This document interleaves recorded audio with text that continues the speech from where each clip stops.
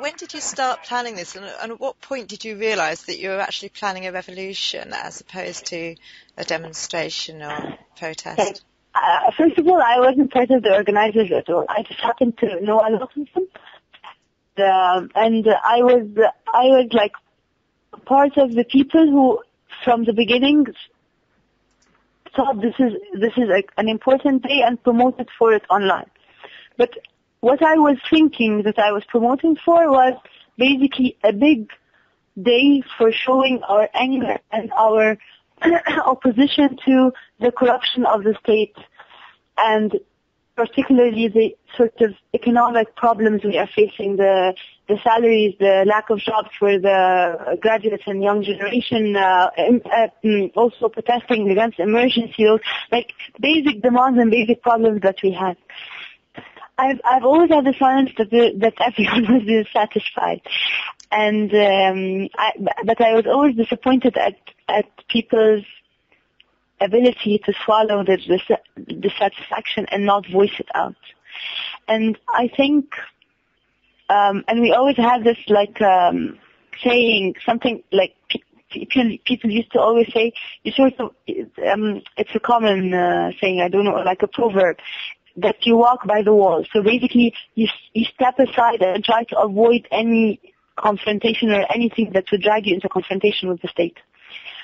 And I really think what changed all of this are a sequence of incidents in which it was obvious that the brutality and the corruption of the state could harm you and even kill you, regardless of your involvement in the political scene or not. The case that really highlighted this and really changed the participation of the young generation in opposing the regime, publicly opposing the regime, was the death of Khaled Said last year.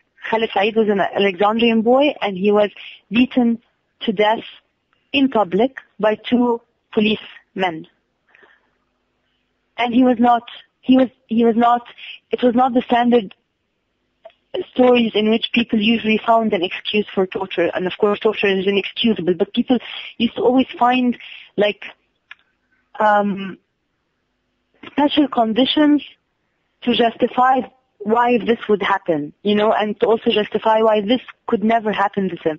In Khaled Said's case, none of this applied. He was a regular boy, he was not politically active, he was not a criminal, he was just like any boy you would probably see at university or at the club or in the neighborhood. And this case really changed people's participation and people's reaction towards what was happening, and I think it really started this new wave that eventually, along with other things, along with the Tunisian revolution, along with other things, that eventually led to January 25th. So that's basically why our generation made it, while, my dad's generation didn't. And the day before January 25th, I sat on my blog, and because my blog is really personal, even when I set out a call for a political event, I do it from a personal perspective. And I wanted to write a personal invitation for people to join on January 25th. And all I could think of, I didn't think this is a revolution, even though people were saying, come on, a revolution on January 25th and stuff, but I didn't think this is a revolution. I was calling for people to participate in a big protest, and the only thing I could think of to tell people to come is that if we manage to fool the police for a couple of minutes, and if we manage to walk in the streets chanting loudly against Mubarak and his regime, against our, chanting about our problems, and without the police cracking down on us, if we manage to do this, because I had this feeling on a smaller scale in a previous demonstration, then for these couple of minutes we'll feel for once that this country is ours and that these streets are ours. And I think that anyone who claims that he wants to stay in this country and he likes it and he loves it, has to have this feeling of a sense of ownership for the country and for its streets. And that was the only reason I could give anyone to come and join this protest. I would have never thought that it would extend over days. I would have never thought that it could really turn into a revolution where we actually gain our ownership of the country. And I think everyone really realized that this could become a much bigger thing when we ended up marching tens of thousands towards Tahrir Square on 25th, and we took it over. And we sent out a statement to them, agreed upon by all people in the square. The statement has 3 demands. It was for Mubarak to step down, for the cabinet to be dissolved, and for the parliament also to be dissolved. And we ended the statement with long live the Egyptian revolution. And I remember I went out because we didn't have communication in Tahrir Square then. They shut down the mobile networks in Tahrir Square. So I ran out of Tahrir Square to find a place so I could email this to my brother and friends outside so they can circulate it out to the media. And everyone out of here, everyone who wasn't living this moment of us taking over Tahrir, thought we were completely out of our minds. Like, why would we think that taking over Tahrir Square and moving into a big protest, that we could suddenly really ask for Mubarak and his regime to step down? But everyone in Tahrir Square thought that this is the only thing we could, that we could do this. And so from this point on, it just, it became a street movement. It had nothing to do with the initial call. People took over completely, and it was going to continue whatever the regime did. They shut down the internet, they shut down mobile communication, they shut down most of the TV channels covering us, and yet I was sure it would just go on. I mean, how did you manage to stay positive? You were remarkable where you were encouraging, saying to people, oh, come on down a little bit, we need lots of people. And lo and behold, the next day there were lots of people. Well, I know that people find it very hard to believe, but it was really, really, really easy to stay positive if you were in Tahrir Square. When you go to Tahrir Square during starting January 25th till last night, you really, at any point if you are there, you really feel people's determination, and you really feel that Mubarak is just one kick away from stepping down, And once you step out of Tahrir, you get faced with all the other complications of the real world and how hard it is for real.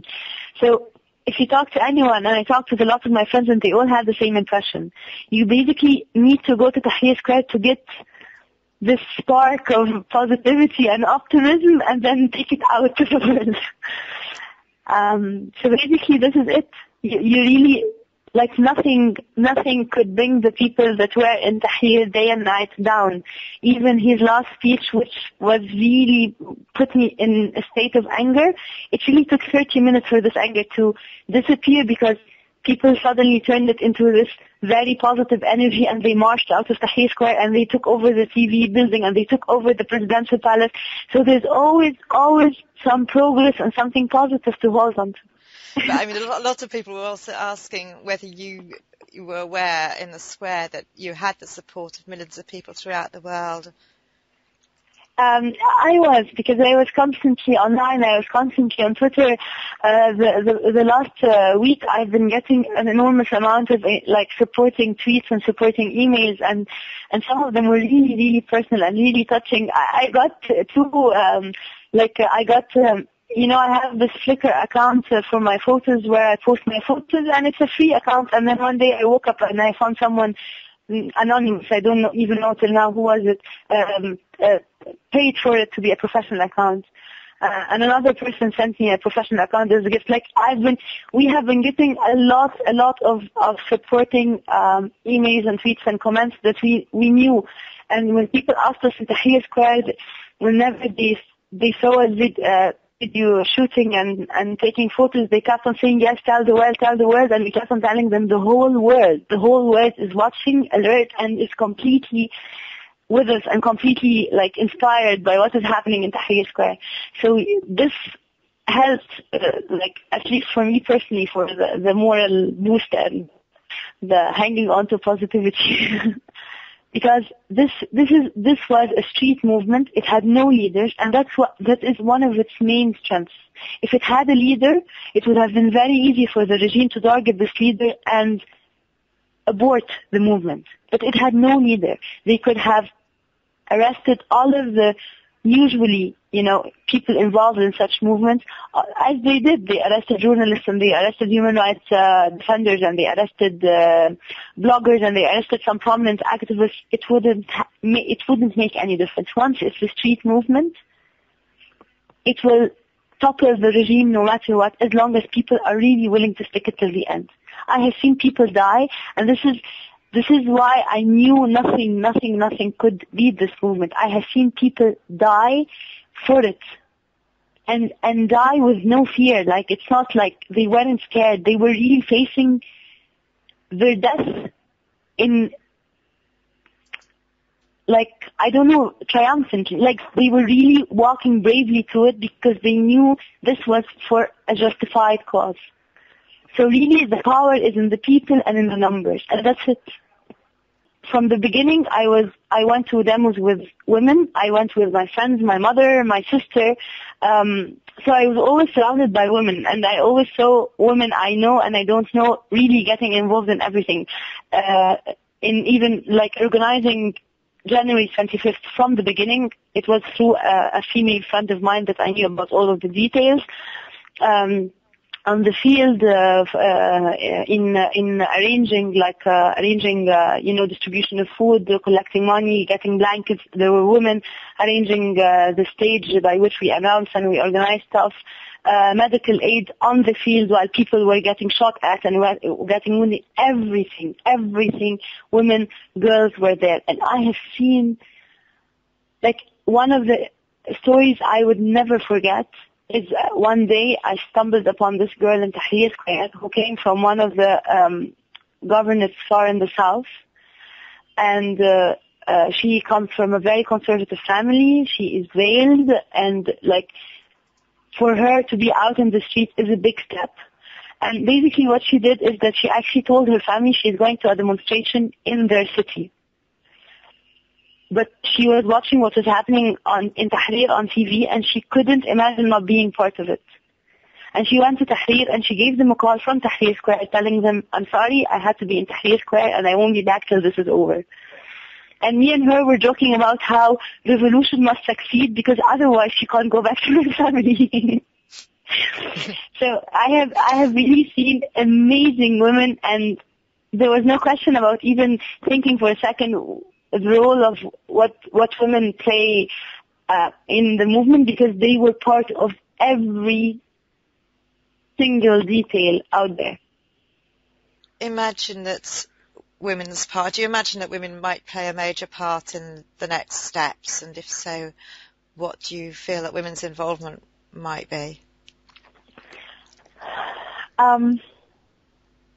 I don't know why I never really looked particularly for what women could do, because I've always, maybe I'm a special case. I come from a family where women are extremely empowered.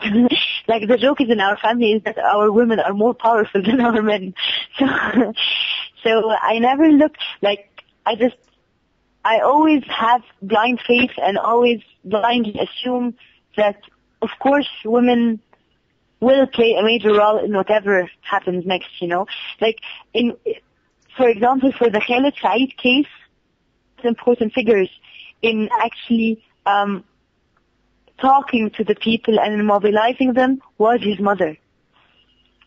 And if you see his mother, she is like a typical Egyptian mother, and she was she would have never been, I don't know if she would have ever been, but I don't think she would have been the one to normally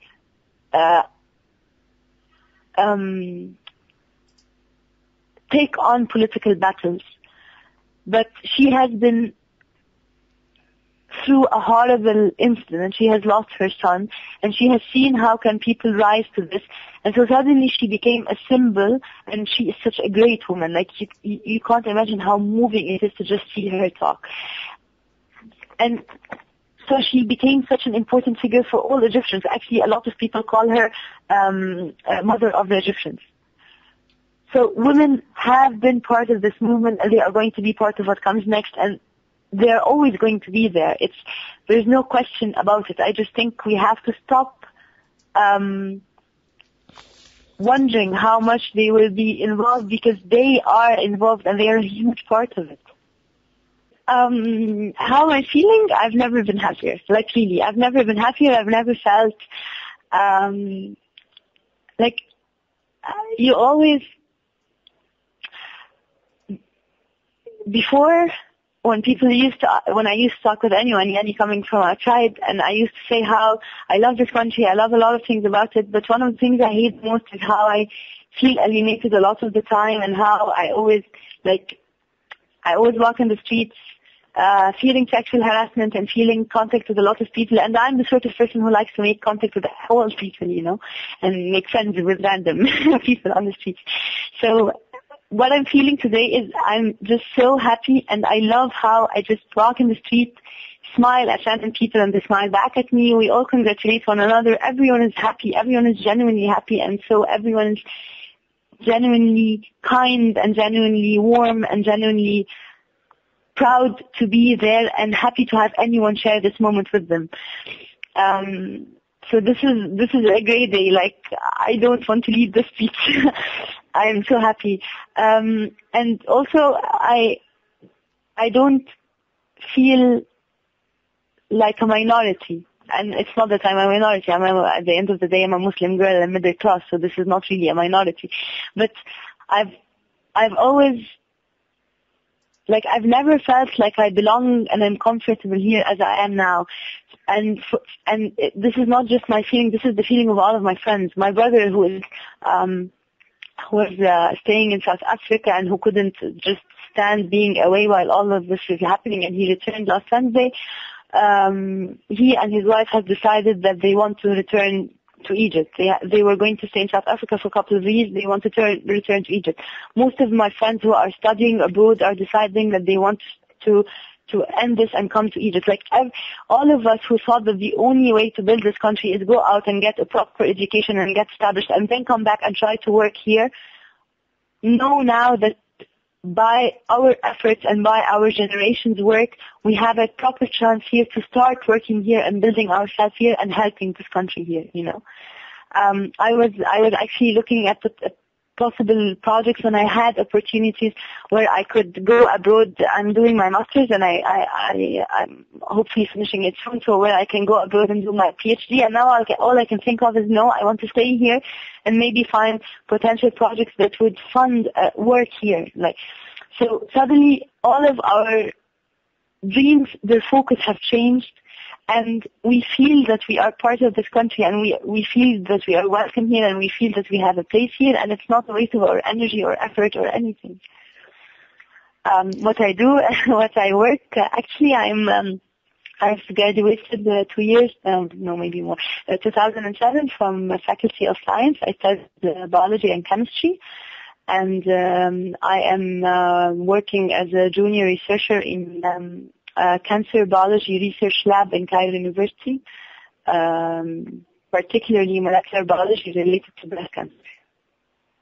I don't know, like, I can't believe this all happened in 19 days only. It seems like a lifetime, and I can't believe all of this could change really in such a short notice. Like, I lived 18 days in Tahrir Square where I experienced everything I always dreamed my country would be, and it wasn't.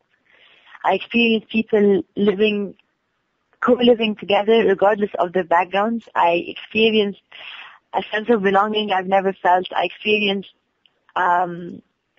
welcoming kida smiles and talks from complete strangers. It is an amazing experience, and I just hope that what this revolution did to Egypt is that it basically turned all of Egypt into Tahrir Square, into what we experienced in Tahrir Square.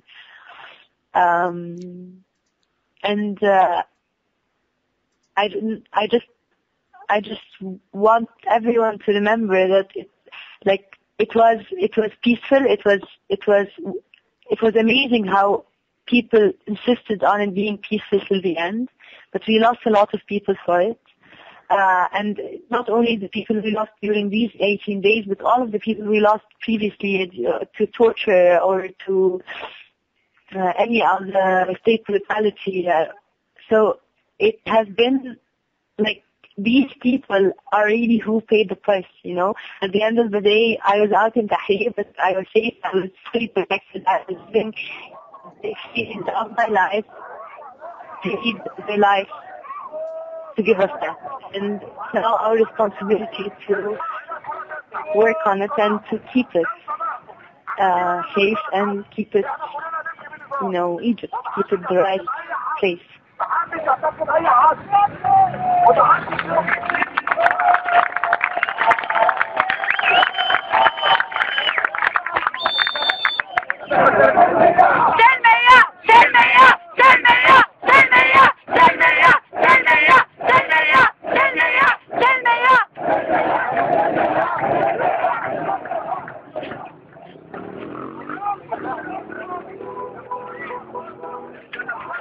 Actually, the wave will move to other regions.